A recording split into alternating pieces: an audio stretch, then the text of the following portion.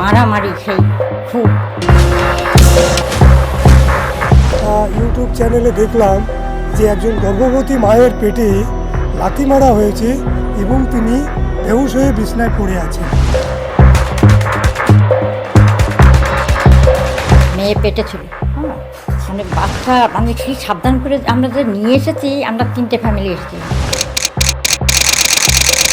এক্ষুনি ইমিডিয়েট আমার সনাতনী ভাইদের উদ্ধার করা হবে।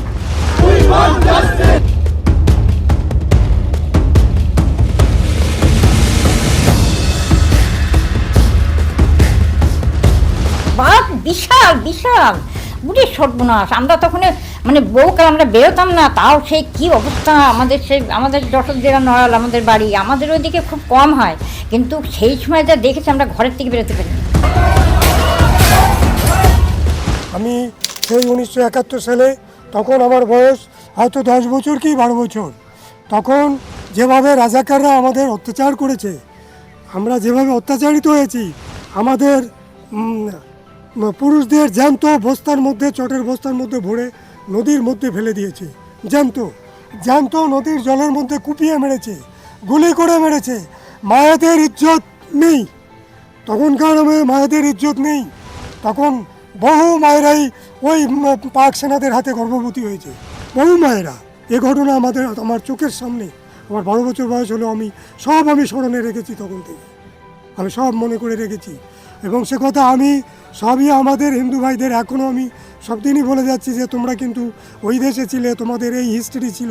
মানে সেই মারামারি সেই খুব, মানে তাই দেখে মানে আমার শ্বশুর মানে ভয়তে এমন ইয়ে করলো, মানে সেই আমাদের পাঠিয়ে দিল, বলছে তোরা জীবন কাটা খালি পাতা, আর কিছু না, তোরা খালি জীবন কাটা পাতা। তখন আমার ছেলে ছোট, আমার ছেলে ছোট, এর বাবা তখন ছোট, মেয়ে পেটে ছিল, মানে বাচ্চা, মানে কি সাবধান করে আমরা যে নিয়ে এসেছি, আমরা 3টে ফ্যামিলি এসেছিলাম। আমি, আমার বড়দা আর আমার ননদ। আমার বড়দা আবার বাংলাদেশের পরে আবার চলে গেল ওখানে। আবার আমার ননদের বাড়ি এইখানে সোদপুরে। এখন তারা আছে কি না বলতে পারবো না। এখন আমার শ্বশুর টশুর সব ওইখানে থাকলো, আমার শ্বশুর সব ওইখানে থাকলো, সব এমনি সব অনেকেই আছে। আমরা সবাই লুকিয়ে চলে আসলাম, আমাদের সব একটা ম্যাটারো গাড়ি ভাড়া করেছিল সব। আমরা রাত্রি ওখান থেকে বেরিয়েছি মনে হয় তখনই। আমাদের তো বউকাল, আমরা তো অত এই জানবও না, মানে সেই আমাদের মাছের গাড়ি বলে রাস্তায় সব ওই সেরা জিজ্ঞাসা করছে, বলে মাছের গাড়ি এটা, মানে তাঁবু দিয়ে ঢেকে নিয়ে আসছে, আমাদের সব। আর সেই কী বলে বাচ্চা কাচ্চা মানে সব কেঁপে ধরে রেখে দিয়েছে। আমার ননদের কোলে একটা, আমার কোলে একটা, সব কানলেই অসুবিধা, অসুবিধা জানতে পারবে সব। সেইভাবে এসে আমরা খুব মানে সেই বয়রা হয়ে আসলাম। এসে আমাদের বিশাল মানে মানে একটা ইয়ে গেছিলো। আর সে ওখানে এমন কি মানে মেরে সব মানে ঘর দুয়ার পুড়িয়ে চুড়ে, মানে খুব খুব ইয়ে করছিল। তার জন্যে আমাকে সব ভয়তে আমার শ্বশুর আমাকে এখানে পাঠিয়ে দিলেন। বলছে তোমরা জীবন নিয়ে বেরো, আর দরকার নেই কিছু আমার। আর এমনিও ওখানে আমরা কিছুই পাইনি, অনেকে।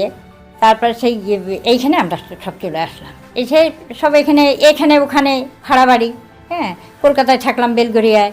তারপরে এইখানে আসলাম, এখানে এসে এইখানে থেকে এই এখনও ছেলে মেয়ে নাতিরা সব বড় হয়েছে। কিন্তু ওই সময় খুব গণ্ডগোল, খুব মানে লোকের মেরে ধরে একসাথে করে ফেলছে। যেরকম বাংলাদেশের সময় হয়েছে তোমরা জানবে না, বাংলাদেশের সময় যেরকম হয়েছে ওই রকম হয়েছে। বিশাল বিশাল মানে সেই রাইট, মানে জীবন নিয়ে বলছি না, যে যেখানে পাচ্ছে না খেয়ে, খাওয়া নেই, সব চলে আসছে। কী করবে অনেকে, তারপরে অনেকেই মানে নিমাই করে এসছে, আমরা করতে পারিনি। আমরা এসেই আছি, এরকমই আছি সব, সেই রকমই আবার এইরকম। আপনি কি বাংলাদেশ থেকে এসেছিলেন, আপনি বা আপনার পরিবার? হ্যাঁ, বাংলাদেশ থেকে। আমি তখন ছোট, বাচ্চা বয়স, তখন থেকে আমি বাংলাদেশ থেকে এসেছি। আপনি এখন যে বাংলাদেশের পরিস্থিতি আপনি তো দেখছেন, যে খবরে পড়ছেন বা নিউজ দেখছেন, কি বলবেন? এটা খুবই দুঃখজনক, যেহেতু আজকে আমরা হিন্দু সম্প্রদায় সনাতনী, কিন্তু আমরা আজকে যেভাবে বাংলাদেশে আমরা নির্যাতিত।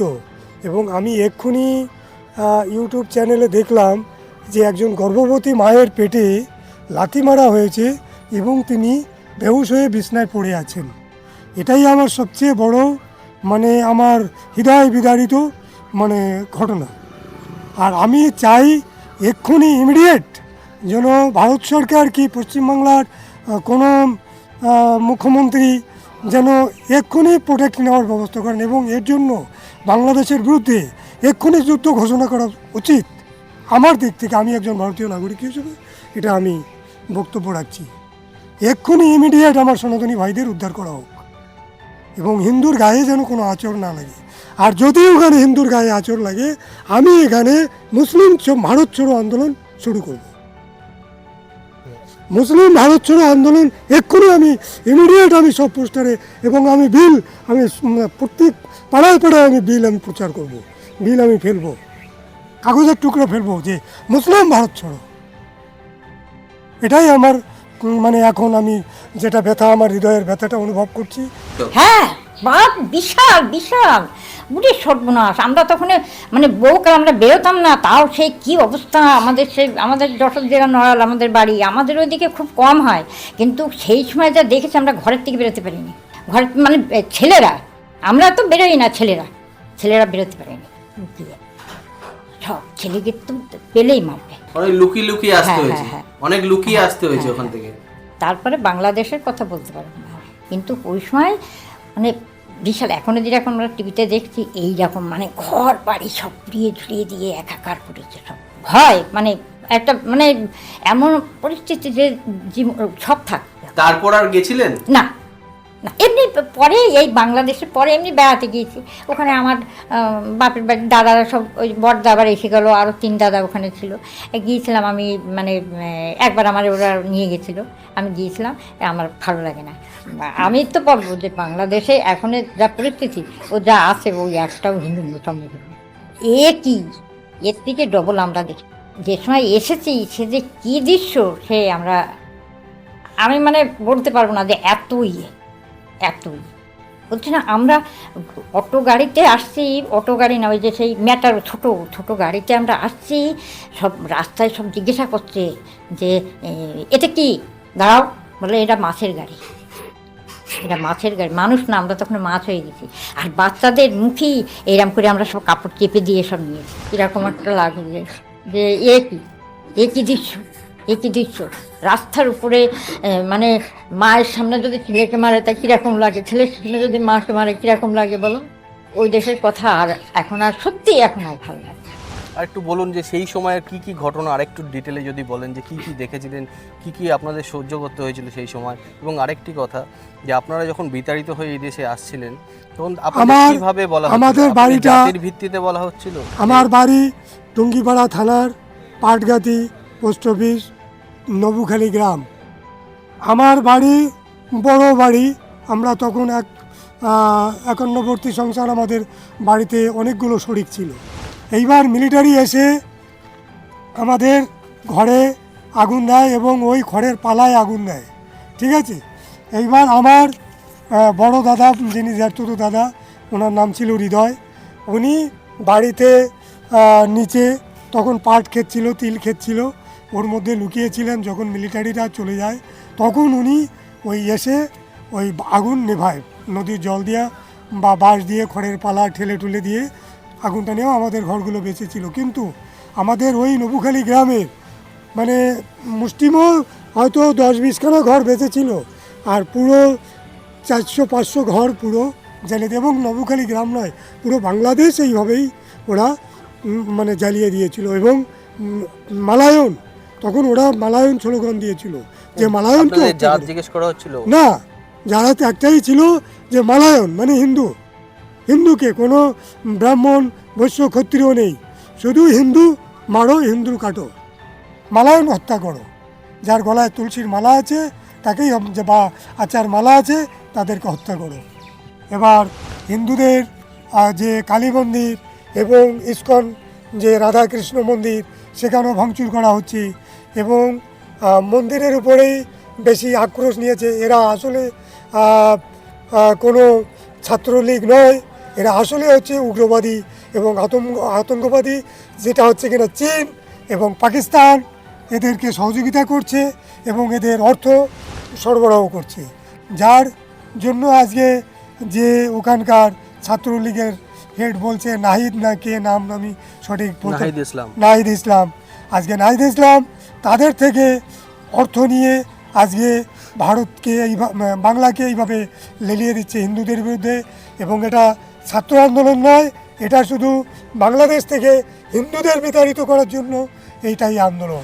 বর্তমানে বাংলাদেশের কি পরিস্থিতি দেখেছেন?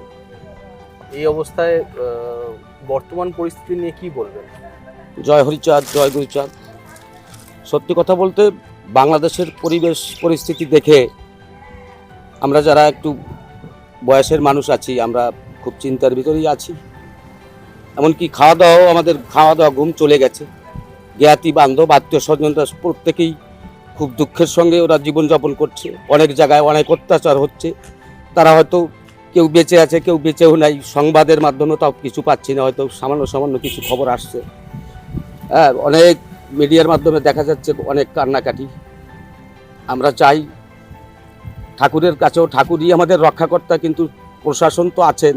ভারতবর্ষটাও আমাদের হিন্দুদের একটা আস্তানা বা জায়গা। আমরা চাই এখান থেকেও তারা বিষয়টা দেখুক। না হলে হয়তো তারা বেঁচে থাকা তাদের দুষ্কর হয়ে দাঁড়াবে। আপনি কোন সময় ওই দেশ থেকে এই দেশে ৭১-এর পরেই, স্বাধীনতার সংগ্রামের পরেই ওই এসেছি সময়। দেশে। আচ্ছা, সেই সময় যখন এসেছিলেন তখন আপনাদের কিভাবে মানে বিতাড়িত হয়েছিল? জাতের ভিত্তিতে নাকি কিভাবে? আপনাদের কি জিজ্ঞেস করে আপনাদের উপর অত্যাচার করা হয়েছিল যেটা আপনি বলছিলেন? দেখুন, পাকিস্তানের শেষের দিক থেকে পূর্ব পাকিস্তান থাকার শেষ মুহূর্ত থেকেই হিন্দুদের পরে আমরা অত্যাচারিত। স্বাধীনের পরেও আমরা ভালো ছিলাম না ওখানে। তখনও আমরা সেই লাঞ্ছিত বঞ্চনা, যে সরকারই আসুক, ওই আওয়ামী লীগ আসুক আর যেই আসুক না কেন, কেউ হিন্দুদের প্রতি তেমন দরদ দেখায়নি। সবসময়ের জন্য আমরা অত্যাচারিত ছিলাম। সেই সময় ঘটনা একটু বলুন, কি কি ফেস করতে হয়েছিল সেই সময়, কি কি সমস্যার মধ্যে পড়েছিল? সেইটা যদি বলতে চান, স্বাধীনতার সঙ্গে যুক্ত হিন্দু মুসলমান সবাই বাংলাদেশের মানুষ স্বাধীনের জন্য আন্দোলন হয়েছিল। কিন্তু তখন দেখা যায় স্বাধীনতা সংগ্রামে ওই হিন্দুদের পাক বাহিনীও সেই হিন্দুদের প্রতি, যা বাংলাদেশের যারা মুসলমান ছিল, যারা ওই যে জামাত বলেন, বিএনপি বলেন, এই সমস্ত মানুষ তারা ওই হিন্দুদের পরেই যাতনা ছিল। তারাও সবসময়ের জন্য হিন্দুদের পরেই চাপ। আমরা সংখ্যায় কম থাকলেও আমাদেরই দায় করতো, আমাদের পরেই অত্যাচারটা হতো। এটা সব দিন হয়ে আসছে। সেই সময় পালিয়ে আসতে হয়েছে? হ্যাঁ, পালিয়ে আসতে তো অনেক অত্যাচারের। সেই দিনগুলো কেমন ছিল? খুবই কষ্টের বিষয়। অনেক সময় সব কিছু ফেলে তো আসতে, জন্মভিটে ফেলে আসা, বিষয় প্রসার ফেলে আসা কঠিন ব্যাপার। তথাপিও ওই মানুষ বাঁচিয়ে থাকার একটা প্রয়োজন আছে, মান সম্মান বাঁচানোর প্রয়োজন আছে। সেই তাগিদে ওই রাতের অন্ধকারে কোনো রকমভাবে আমরা চলে আসছি। লুকিয়ে থাকতে হয়েছিল? লুকিয়ে তো অনেক জায়গায়, এই যুদ্ধের সময় জলের ভিতরে কাটাতে হয়েছে। কোনোদিন খেয়েও গেছে, নাও খেয়ে গেছে। আবার জলের ভিতরে অনেক মানুষ ওই ফায়ারিংয়ের ভিতরে মারাও গেছেন। হ্যাঁ, জলের ভিতরে থাকতে হয়েছে। কোথায় মালায়ন, কোথায় হিন্দু, এই মালায়নের একটা শব্দ ছিল। পাক বাহিনী বলতো মালায়ন কাহা। হ্যাঁ, মানুষ এইভাবে খুঁজে খুঁজে বাড়ি করে মানুষ মারছে। আর ওইখানকারই ওই জামাতে ইসলাম যারা, তারা ওই মানুষগুলোকে চিহ্নিত করে দিত যে ওইখানে মালায়ন আছে, ওইখানে হিন্দুরা আছে। এই জায়গাগুলো চিহ্নিত করে দিতেন ওরাই। তারা তো সেই দেশেই আছে, এখন তারা সেই দেশে আছে। অতএব আমাদের তো আর সেই ভালো থাকার জায়গা নাই। এই হাসিনা সরকারও আমাদের সেই প্রোটেস্ট দিতে পারেনি, বাস্তব যেটা দিতে পারেনি।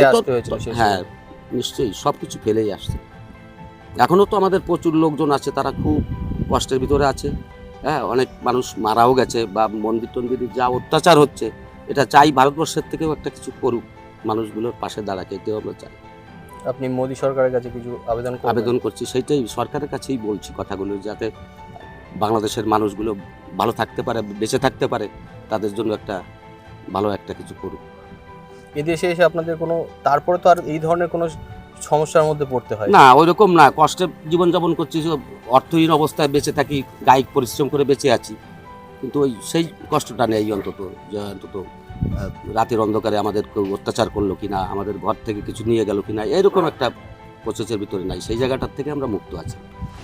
আপনি কি বাংলাদেশ থেকে এই দেশে হ্যাঁ, কোন সময় এসেছিলেন? আমি আছি বাংলা 1956 সালে। 56 সালে এসেছিলেন? হ্যাঁ। সেই সময় যখন এসেছিলেন, মানে কেন এসেছিলেন, আসতে হয়েছিল?